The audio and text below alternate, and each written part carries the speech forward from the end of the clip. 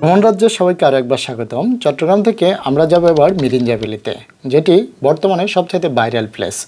আমরা যাচ্ছি দুইটি হাইস গাড়ি নিয়ে, একটি হাইস আর একটি নোহা। তো আমাদের সাথে যাচ্ছে মোট 14 জন মিলে রওনা করলাম মিরিঞ্জা ভ্যালির উদ্দেশ্যে। এই মুহূর্তে আমরা চলে যাচ্ছি চট্টগ্রাম থেকে চকরিয়ার উদ্দেশ্যে।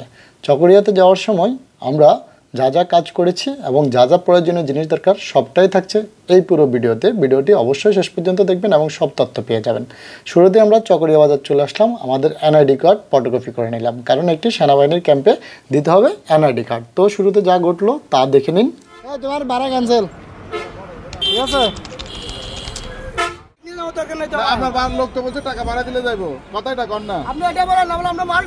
তো ঘটনা লম্বা না করে এখানে শেষ করে দিচ্ছি। 1200 টাকার ভাড়া 1400 টাকা চেয়েছে, অনেক মার্কেটিং করে সেটা 1400 টাকায় নিতে হয়েছে। তারা 12 জনের বেশি হলে আর যেতে চায় না এবং তারা আমাদের 14 আর 3 মোট 17 জনকে তারা হচ্ছে আরও একটি গাড়ি ভাড়া করার জন্য বলেছে, যেটি আমাদের জন্য খুবই কষ্টকর ছিল বা বিব্রতকর ছিল। তো অবশেষে চাঁদের গাড়ি করে আমরাও চলে আসলাম সেই মিরিঞ্জা বাজারে। এটি হচ্ছে সেই মিরিঞ্জা বাজার। তো আপনাদেরকে জানিয়ে রাখি, এই 1200 টাকা আপনার এখানে খরচ করতে হবে, সেটি হচ্ছে অবশ্যই তাদের সাথে তর্ক করে। এরপরে এই পথটি দিয়ে আমরা যাব এখন মিরিঞ্জা ভ্যালিতে। যদিও বালু এবং অনেক খাড়া একটি পাহাড়, তো এই পাহাড়টি আপনাকে হেঁটেই পার হতে হবে। আপনি চাইলে অবশ্যই যেতে পারেন চাঁদের গাড়ি অথবা বিভিন্ন ধরনের যানবাহন নিয়ে। যাই হোক, আমরা হেঁটেই যাব, কারণ হচ্ছে আমরা অ্যাডভেঞ্চার নেওয়ার জন্য এই জায়গাটিতে এসেছি। তো আমাদের টিমে এবারে বেসিক্যালি আমাদের ডিপার্টমেন্টের অনেকজন স্যার ছিলেন এবং আমার কিছু বন্ধু ছিলেন, তারা সবাই মিলে চিল করার জন্য বেসিক্যালি মিরিঞ্জা ভ্যালিতে যাওয়া।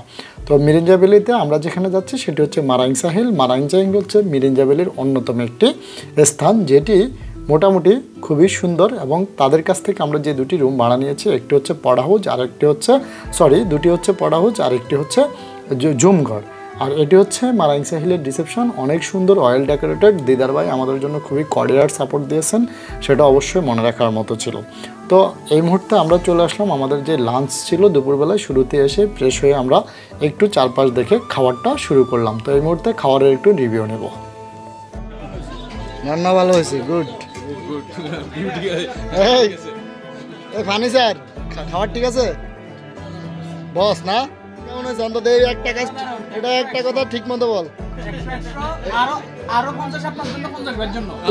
তোর জন্য যে আমি একদিন আর কয়বার কট খাওয়া লাগে। ঠিক আছে, ঠিক আছে। ও সুন্দরবন মানুষ যত বদনাম আছে সব বদনাম গোছাই যাবে। শুরুতেই বলি 16 জনকে নিয়ে খাইছি। খাওয়া দাওয়া শেষ, পুরো বিকেল আড্ডা দিয়ে নাস্তা করে এবার আমাদের ফটো সেশন শুরু। বিভিন্ন অ্যাঙ্গেলে বসে সবাই পোজ দিচ্ছি, সন্ধ্যার সেই সুন্দর সুন্দর প্রকৃতির ভিউ দেখছি। তো আপনাদেরকে যে ইনফরমেশানটি না জানানোরই নয়, আমরা যেটি নিয়েছিলাম সেটি হচ্ছে দুইটি পড হাউস এবং একটি জুমঘর। পড হাউস দুইটির ভাড়া ছিল 4500 করে 9000 টাকা এবং জুমঘরটির ভাড়া ছিল মাত্র 3000 টাকা। দুইটি পড হাউসে থাকতে পেরেছে আমাদের 4 জন করে 8 জন, আর একটি জুমঘরেই আমরা থাকতে পেরেছি 10 জনের মতো। অতএব এখানকার কোস্ট মিনিমাইজটা খুবই সুন্দর। আপনি পড হাউসের পাশে এমন সুন্দর দোলনাতে দুলতে দুলতে আপনার সময়গুলো পার করতে পারবেন। মিরিঞ্জার চারপাশের সৌন্দর্য আসলেই সুন্দর যদি আপনি পাহাড় প্রেমী হয়ে থাকেন। তারপরে নেমে এলো সন্ধ্যা। সন্ধ্যার পরে আমরা শুরু করেছি নতুন এক আড্ডা।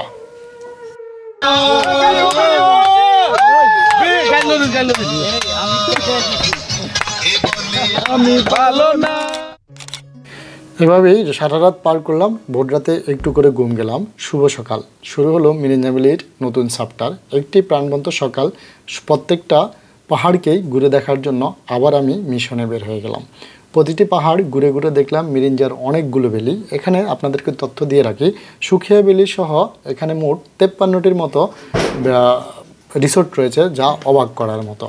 সব কিছু সকালবেলা ঘুরে দেখে এসে আমরা সকালের ব্রেকফাস্ট শুরু করলাম, যেটি ছিল খিচুড়ি এবং ডিম, এছাড়া সালাদ। সব কিছু শেষে সেখানকার আমলকি গাছ থেকে সরাসরি ফল সংগ্রহ করে ফল আহরণ করি এবং রাতে আমরা একটা কলার থোক আমাদের বাসায় নিয়ে নিই। যাই হোক, শর্টকাটে শেষ করতে হবে। অনেক কিছু করলাম, অনেক মাস্তি করলাম, যা ভিডিওতে দেখানো সম্ভব না। আমরা এখন আবার চলে আসলাম মিরিঞ্জা বাজারে। মিরিঞ্জা বাজারে এসে আমরা আমাদের রিটার্ন গাড়ি নিলাম।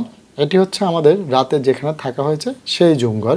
এই জুমঘরে আমরা 10 জন থেকেছি। এখানে একটা অনাকাঙ্ক্ষিত ঘটনা ঘটেছে যে 5 জনেই নাক ডাকার কারণে আমাদের ঘুমের 12টা বেজে গেছে এবং আমাদের কলিগ সোহেলকে আমরা চকরিয়া রেখে ভুলে চলে আসছিলাম। তার কাছে ক্ষমা চাওয়ার জন্য এটাই হয়তো সুন্দর মাধ্যম ছিল। পরবর্তীতে সে আমাদের সাথে যোগদান করে। তো যাই হোক, আপনাদেরকে ভাড়া এবং যাতায়াতের সবটাই জানিয়ে দিলাম। তবে অবশ্যই চকরিয়াতে গাড়ি দামাদামি করে যাবেন। এমন সুন্দর রিল্যাক্সে ভিডিওটি শেষ করলাম। ভালো থাকবেন।